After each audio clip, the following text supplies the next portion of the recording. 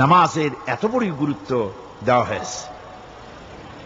আমার বন্ধুগণ, এই নামাজের জামাতি আল্লাহর নবী জীবনের শেষ নামাজ জামাতে আদায় করেছেন। জীবনের শেষ নামাজটাও জামাতে আদায় করলেন। তখন তার এমন অবস্থা, এত অসুস্থ, দাঁড়াতে পারেন না, হাঁটতে পারেন না। দুইজন সাহাবীর কাঁধের উপরে ভর করে তারপরে বহু কষ্ট করে মসজিদে গিয়ে নামাজ আদায় করেছেন। খুতবা দিয়েছেন, বললেন, খুতবা দিতে গিয়ে বললেন, আজ থেকে মসজিদে নববীর চতুর্দিকের সকলের দরজা বন্ধ হয়ে যাবে, শুধু আবু বকরের দরজাটা খোলা থাকবে। আল্লাহর নবী বললেন, আল্লাহ রাব্বুল আলামিন এই পৃথিবীতে তার এক বান্দাকে জাগতিক সব সম্পদ দিতে চেয়েছিলেন, কিন্তু সে বান্দা সব জাগতিক সম্পদকে উপেক্ষা করে মাবুদের সঙ্গে দেখা করা বেশি জরুরি, বেশি পছন্দ মনে করেছেন। এতটুকুন কথা নবীজি বললেন, কেউ কিছু বুঝলো না। হযরতে আবু বকর রাদিয়াল্লাহু তাআলা আনহু হুজুরের এই কথা শুনে কাঁদতে কাঁদতে তিনি অস্থির হয়ে যাচ্ছেন।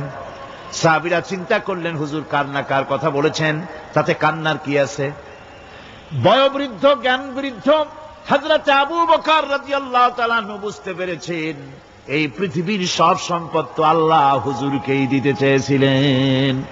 তিনি সমস্ত সম্পদকে উপেক্ষা করে তার মাবুদের সঙ্গে দেখা করার জন্য প্রস্তুতি নিয়েছেন। তার মানে হলো আল্লাহর নবী বিদায় হয়ে যাবেন, আমরা নবী থেকে এতিম হয়ে যাব। নবীজি ঘরের মধ্যে প্রবেশ করলেন, প্রচন্ড জ্বর এলো। এই প্রচন্ড জ্বর নিয়ে তিনি শুয়ে আছেন, কখনো বেহুশ কখনো হুশ। এর মধ্যে এশার আযান হয়ে গেল।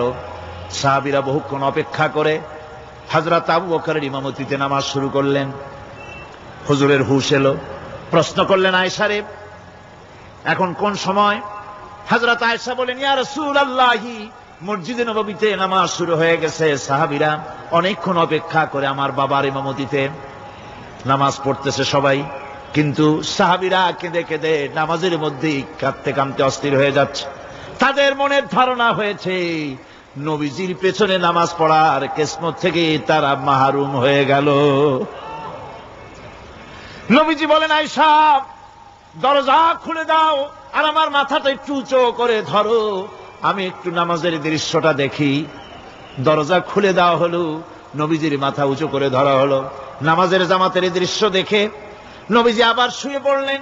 হযরতে মা আয়েশা লক্ষ্য করে দেখেন নবীজির দুই চোখের কোণা দিয়া পানি পড়তেছে। মা আয়েশা জিজ্ঞেস করেন, ইয়া রাসূলুল্লাহ, নামাজের দৃশ্য দেখে চোখে কেন পানি এলো?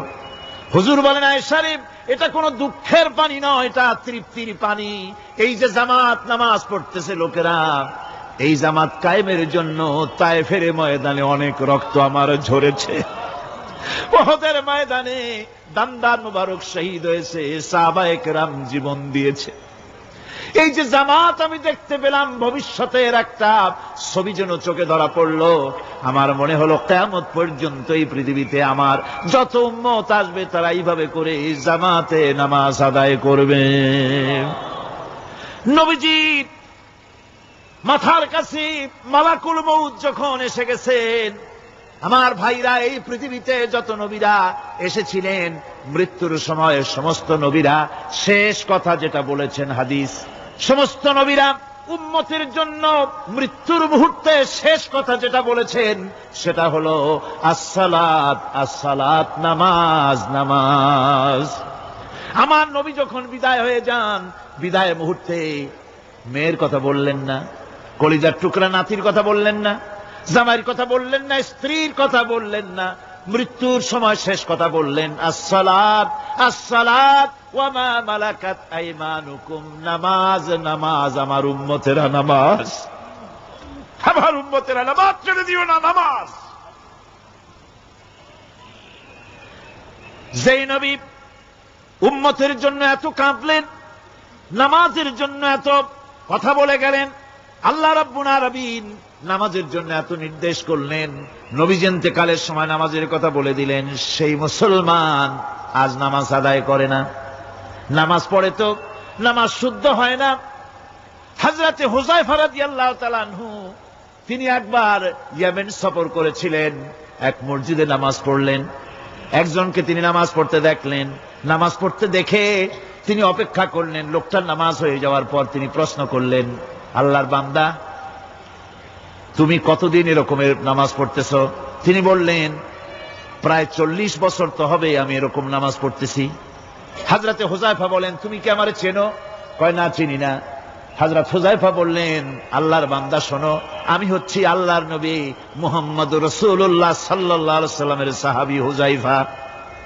ও আল্লাহর বান্দা, তুমি যেভাবে নামাজ পড়েছো এইরকম যদি 40 বছর নামাজ পড়ে থাকো, আল্লাহর কসম করে বলি, নবীজি যে নামাজ শিখাইছেন তোমার সে নামাজ হয় নাই। রাসূলুল্লাহ নামাজ হয় নাই, নামাজ পড়লেই হবে না। রাসূলুল্লাহ বলেছেন, সাল্লু কামা রাআইতুমুনি উসাল্লি, নামাজ পড়ো সেইভাবে যেভাবে আমারে পড়তে দেখো। বিশ্বাস করুন ভাইরা, নামাজ যদি না হয়, হরতাল করিয়া, মিছিল করিয়া, বিক্ষোভ করিয়া, যে কোনো আন্দোলন করে ইসলামকে বিজয়ী করা যাবে না যতক্ষণ পর্যন্ত নামাজ সহি না হবে। নামাজ হচ্ছে ফাউন্ডেশন, নামাজ নাই কিচ্ছু নাই। ঠুকঠাক করে 2টা সেজদা দিয়ে উঠে যাবেন, আপনার ইসলামী আন্দোলনের 4 পয়সার দাম নাই। নামাজ আগে, জিহাদের ময়দানেও নামাজ, যেখানে আছেন ওখানেই নামাজ পড়তে হবে, আর তা পড়তে হবে আদবের সাথে, মুহাব্বতের সাথে। আপনারা বিরক্ত হচ্ছেন না তো? হাদিস শরীফ থেকে শোনাচ্ছি, আল্লাহর নবী এক জিহাদ থেকে ফিরে এসেছেন, রাত কাটাচ্ছেন, শিবির তাবু গেড়েছেন, কয়েকজনকে পাহারার দায়িত্ব দিলেন রাতের বেলায় পাহারা দিতে। বাই রুটেশন, 2 জন ঘুমাবে, 2 জন পাহারা দেবে। 2 জনের ভাগ্যে পাহারা পড়লো রাত 12টার পরে, পাহারা দিতেছেন। 2 জনের একজন বলল, 2 জন জেগে না থেকে আমরা একজন ঘুমাই, একজন পাহারা দেই, কোনো অসুবিধা হলে আমার উঠায় দিও। বলে ঠিক আছে। একজন ঘুমায় গেল, একজন পাহারা দিতেছে। তিনি আবার মনে করলেন, খামোখা দাঁড়ায় না থেকে সময়টা নামাজের মধ্যে কাটায় দেই। তিনি নামাজ পড়া শুরু করে দিলেন। দুশমন এসে গেছে। দুশমন দূরে দেখতেছে, একটা গাছের মতো দেখা যায়, অন্ধকারে মানুষ না গাছ বোঝার জন্য তীর নিক্ষেপ করলো। তীরটা এসে তার বাম হাতের ভিতরে বাহুতে ঢুকে গেল।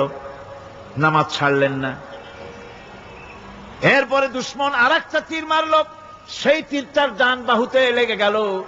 সাহাবী তাড়াতাড়ি রুকুতে গিয়ে নামাজ আদায় করলেন। আর ওই দুশমন বুঝতে পারলো যেটা মানুষ। দুশমন দৌড় দিল। নামাজ শেষ করে সাথীকে উঠালেন।